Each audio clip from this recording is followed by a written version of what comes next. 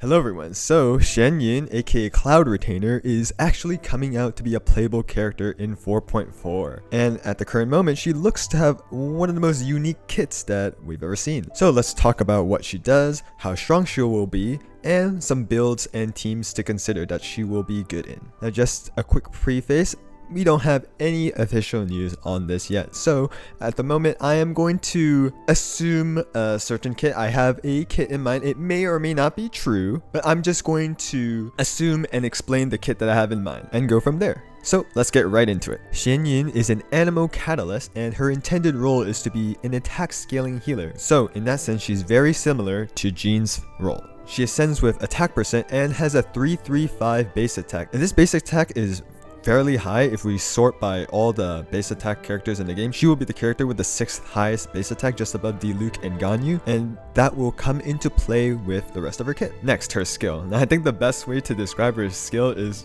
just through visual, so I drew some stuff to kind of explain this. So the first thing, when you press her skill once, she will jump up diagonally upward and be in the air, and at this point we have a bit of choices. So you could skill once, go into the air, and then just perform a plunge attack, and you'll get like a mini plunge attack. Cool. However, you have the choice of casting your skill and up to an additional 2 times. So after you skill, you don't have the plunge attack, you can skill again and do another diagonal upwards jump. Afterwards, you can choose to plunge attack, and your plunge attack will do a little bit more damage and be a little bit bigger. The last choice you have is you can skill 3 times. So you skill from the floor, you jump, and then you can use your skill 2 more times. And by the 3rd time, she'll turn into a bird, and then once you plunge attack, she'll swoop down and deal a massive AoE damage on the ground. And with one of her Ascension passives, this 3 skill plunge attack can group similar to Sucrose's E. So that's the basic description of her skill, and here are the estimated multipliers, and you can see we have the initial cast that can do damage, and then 3 options. You can E plunge, 2E plunge, and 3E plunge. The skill has a cooldown of 12 seconds, but if you decide not to plunge, the skill will instead have a 9-second cooldown, and this is more for exploration. And lastly, after you perform the plunge attack, I believe it's 4 to 5 animal particles generate, which is nice. So next, her ultimate. When Xianyun ults, she does some damage and heals your entire team, very similar to Jean, but some differences. Number 1, after she ults, she has like this little contraption that follows her around, and she's able to heal the entire party every 2.5 seconds, which is nice. There's no circle impact or anything, it just follows you around. And the second thing, which is the most important thing, is that it grants your team the ability to high jump a maximum of 8 times. And this way, any character in your team can perform a plunge attack. In addition, after that character hits a plunge attack, she does a little coordinated attack that does a little bit of animal damage, as noted by this green arrow next to the 8 times plunge you see in the graphic. The ultimate has a 70 energy cost, lasts 16 seconds, and has an 18-second CD. And like I said, there is an 8 plunge cap. Now the damage multipliers are really low on the ultimate, so I'm literally just going to ignore it. But I think the interesting thing is to compare Xianyun's ult healing with Jean's heal. So I just did some quick calculations with some of the multipliers with my assumptions with Jean heal and Xianyun's healing. And the summary of it is Jean's instant heal is much higher, but Xianyun actually heals her whole team during the ticking duration, while Jean only heals the active character. So there's kind of a trade-off between instant healing when you cast your burst or the overall gradual healing as the healing ticks. Now, being able to perform plunge attacks is good and all, but there's one more thing that makes this ability to plunge stronger, and for that we need to go into the talents. So the first talent, I kind of mentioned it already, is just the grouping ability from her E when you do a triple E into a plunge attack. That's just one of her talents. The second other passive talent is increased gliding speed. Woohoo, very funny. And the last and most important talent passive is the one that gives a buff to her ult plunging. So the basic summary is that for each of the 8 plunges that you are able to perform with Xianyun's ult, each of them will gain a flat damage increase very similar to Shenhe's quill. So if you understand how Shenhe's quill mechanics work, it works the exact same way with how Xianyun buffs plunge attacks with her ult. So here's a simplified version of the damage formula, and we can see that the flat damage in the equation is what Xianyun and Shenhe's quills affects. And to understand kind of the strength of Xianyun's buff to plunge attacks, we can pretty much compare how much damage Shenhe's quills provide compared to the multipliers given with Xianyun's talent buff. So if we assume 3000 attack with Shenhe, at talent level 10 she gives 2400 and 66 flat damage increase on crowd attacks with a 5 or 7 quill limit. With Xianyun, she gives a 5,100 flat damage increase on plunge attacks. And as you can see, it scales off her attack 170% and has a 8,500 cap at C0. You don't actually reach this cap, so you don't have to worry about it. Now the limit here is that you can only get this flat damage on one enemy per plunge. So let's just say you plunge and you hit 3 enemies, only one of those enemies will have this flat damage increase, supposedly. Now we can see that just assuming 3,000 attacks, Xianyun's buff is actually just double of Shenhe's. Now of course the caveat is that Shenhe actually buffs any single crowd damage, while Xianyun, you need to plunge attack, and not every character may want to plunge attack. However, for characters that can benefit from plunge attacking into rotation, it is a very strong buff. So next, what are her current best weapons looking like? Well, first of all, her signature has a 741 base attack at level 90 and gives 16.5% attack as the substat.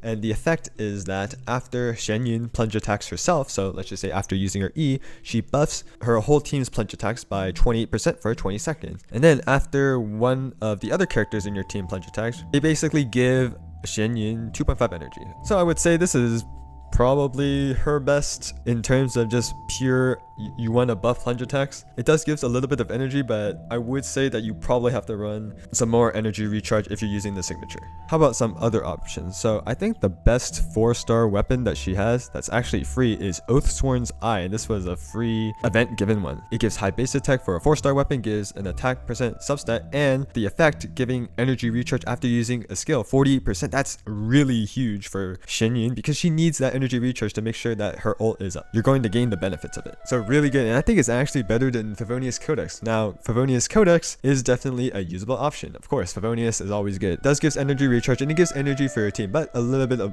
basic attack. And I think the biggest flaw is that you have to worry about building crit rate when maybe you don't want to do that and want to focus on ER and attack percent. And I think the last good option is just TTDS. There's nothing wrong with TTDS. The passive is very good. And then 2 other weapons that I want to give honorable mentions that may be good. That's what I'm just cooking something up here, is Flowing Purity, which I believe is the Fontaine Craftable, and Skyward Atlas if you have it. In terms of Skyward Atlas, it just gives a lot of attack, so you just use it as a stat stick. It will just benefit the buff on the plunge attack, so if you want to focus on that, sure. You will need way more energy recharge because there's no ER on that at all. In terms of the Fontaine Craftable, similar story in terms of ER, but the passive is quite interesting. I think you can take advantage of the all elemental damage bonus that it gives, and she's a healer, so she'll be able to heal this bond of life off as well. As for artifact stats, I think the most common one that people will probably run are just ER, attack, and attack, very similar to Shenhe's build if you have Shenhe. Now if you're able to somehow reach ER requirements just through substats, then attack and attack will be better. However, that requires having good artifacts, so I hope you have a lot of ER substats. Now there are 2 substitutions you can consider. You could substitute the circlet for crit rate if you're running Favonius, and only if you're running Favonius, or there is a possibility where you run healing bonus on the circlet if her healing is not good enough. Now I think it will be good enough if you just stack attacks, so it's probably not needed, but it could be a possibility. Now I'm not talking about DPS Xianyun, so if you want to build DPS like attack, crit, Anemo damage, go ahead. I don't think that's her main intended role, but if you want to go ahead, I'm not stopping you. As for artifact sets, I think 90% of the time you're running Viridescent Venerer. There's no reason not to run this set if you can swirl an element. That is her main role. Anemo healer, she holds VV, very simple. However, there are some teams, like for example Xiao, that doesn't need Viridescent Venerer at all. So in that case, I think you can run the new healing set. I think she takes good advantage of the passive and is able to utilize the buff to buff units like Xiao. Next, I wanted to summarize her Constellations. So C1 is an extra E charge. C2, as usual, is the strong early constellation. So after Xianyun E, she gains a 20% attack buff for 15 seconds. And the most important thing is that C2 just buffs the plunge attack talent quills. So from a 170% attack scaling with a 8,500 cap, C2 now is a 306% attack scaling with a 15,300 cap. So if you want to see huge buffs on those plunge attacks, they're teasing you a little bit with the C2. C3 upgrades burst levels. C4 is when you perform Xianyun's E and then you do her plunge attack, your team gets healed. And the more time you press your E before you plunge, the more the heal is. C5 upgrades skill levels, and C6 is the fun DPS constellation. When you do her plunge attacks after skilling, they gain increased crit damage. And the most important fun thing that actually kind of makes her a DPS reliant on her skill plunge attacks is that when you use Xianyun's E during her ult duration, using the E consumes one of those 8 plunge ult stacks as opposed to actually plunge attacking, but the E doesn't go on CD. So with C6, her kind of main DPS rotation is you ult, then you triple E, plunge attack, triple E, plunge attack, triple E, plunge attack, and just build her DPS. And if we remember the triple E plunge multiplier, it's pretty good. And lastly, when you perform the 3E plunge during your ult, you gain an additional stack because the cap was 8, but a triple E plunge will give you another stack every 8 seconds. So that just gives you more triple E plunges during her ult, which makes her a fun DPS at C6.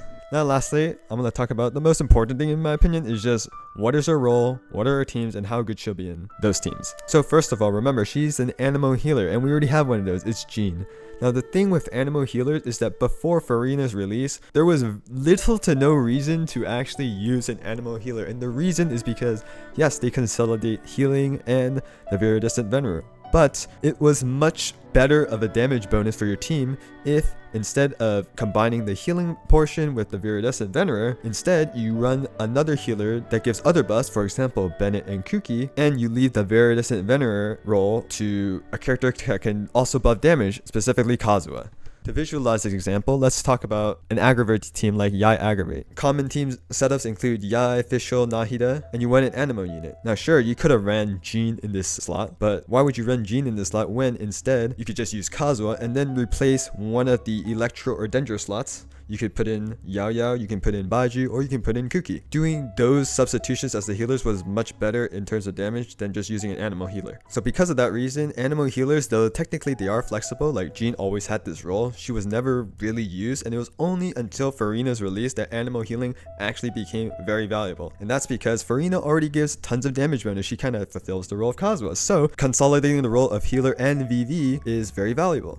And we can see that because Jean is being used a lot. So I think if we want to consider Xianyun's best teams, we should consider Furina teams and where Jean would be in those teams and see if we replace Jean, would that team be better? And like I said, these characters perform the same role and they are very similar. But there are some cases where Xianyun edges out and there are some cases where Jean is better. So just a couple of things on Xianyun. She has slight grouping with her 3E plunge. It doesn't seem like it's going to be that good, but you know, a little bit is nothing. She is a catalyst, so she's able to run TTDS, which is good on pretty much all attack scaling, so that's a plus. And she has a bigger sustained team heal. However, the most important thing that she does is that plunge attack buff. In contrast, Jean has a bigger burst healing and active character healing. She has potentially lower field time because if you want to 3E plunge, you don't have to, but performing all those E's and plunging will take up significant field time, which may be pretty bad for your team DPS rotation. And lastly, the biggest thing is that Jean is from the standard banner and you can get her however you want. You don't actually have to pull for Jean, but you have to pull for Xianyun. So as you can see, the main area where Xianyun edges out and will provide a much better buff to your team than Jean is if your main carry from that team can utilize that plunge attack buff. And there are a couple that you consider. The first one let's consider is Xiao. He is the plunge attack DPS. Currently the most common team I would say is Xiao, Farazan, Bennett, and Zhongli. And I'm pretty sure if you just replace Bennett with Xianyun, the team is just better. The buff should be about the same, if not better, and you don't have to worry about circle impact at all, which is great for Xiao because he's jumping all over the place. You can't really stay in that Bennett circle. I've played him a lot. The circle is very annoying. But with Xianyun, you don't have to worry about that. I believe the highest damage team that Xiao can do is you do Xiao, Farazan, Bennett, and Furina. And in the same case, you will do much more damage.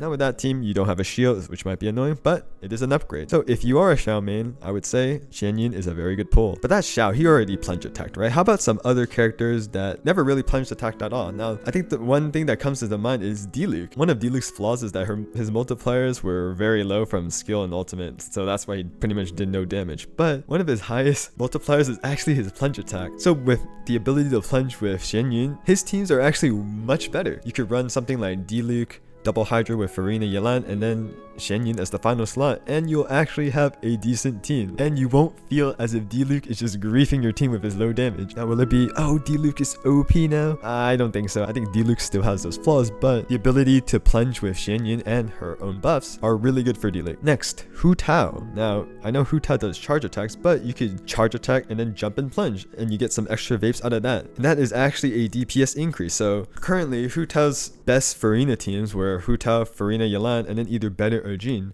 But if you put in Xianyun in that healer slot, you just gain damage. And the last character that I thought would actually be able to use this plunge is Wriothesley. And I haven't really done too much like Wriothesley team analyzing, but consider, let's just say Wriothesley, Farina, Cloud Rotator, and I guess second crowd unit. Same thing with kind of Hu Tao. He can do charge attacks, but he can also do a plunge attack. So because he's able to kind of weave in the plunge attacks within his normal combos with normal attacks and charge attacks, replacing that healer slot, which was originally Jean, with Cloud Retainer is very beneficial. Now lastly, I wanted to bring up some Farina team compositions that don't really utilize Xianyun's buff as well, to just kind of demonstrate, oh, Jean is still perfectly fine. So first thing, Neuvillette. Neuvillette does not plunge attack. All he does is hold his hydro pump. So if you put Xianyun in that team, I guess all you're gaining is potential grouping with her E, but is that really worth a pull when Jean can kind of do similar things, because the main thing she's there is VB and healing? I don't think so. Xianyun will be fine in that team, but you can't take advantage of her strongest buff, which is the plunge attack. And the second team, the new Raiden Hyper King, which is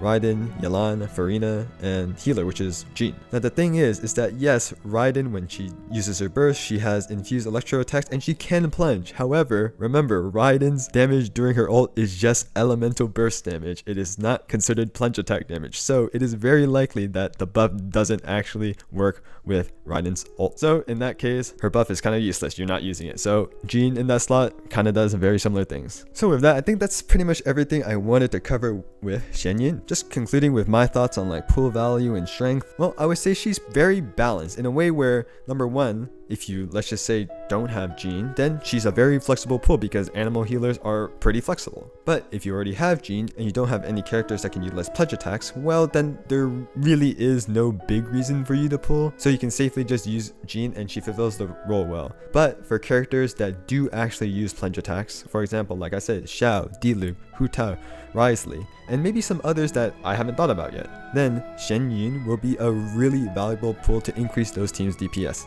Because in those teams that utilize Farina Jean, she replaces the Jean slot and is able to give damage buff because those characters can plunge attack in the rotation and actually utilize plunge attacks well. And who knows, maybe they'll design more characters in the future that can utilize plunge attacking, which isn't a surprise because they released Farina and look, they released an Anemo healer that works well with her. So it's not a surprise if they release a new DPS in the future that can utilize plunge attacks. So I would say ultimately she's pretty solid. So yeah, that's everything I had with my first impressions. Feel free to discuss, ask questions in the comments, leave a like and sub if you like my explanations, and I hope you all have a good day.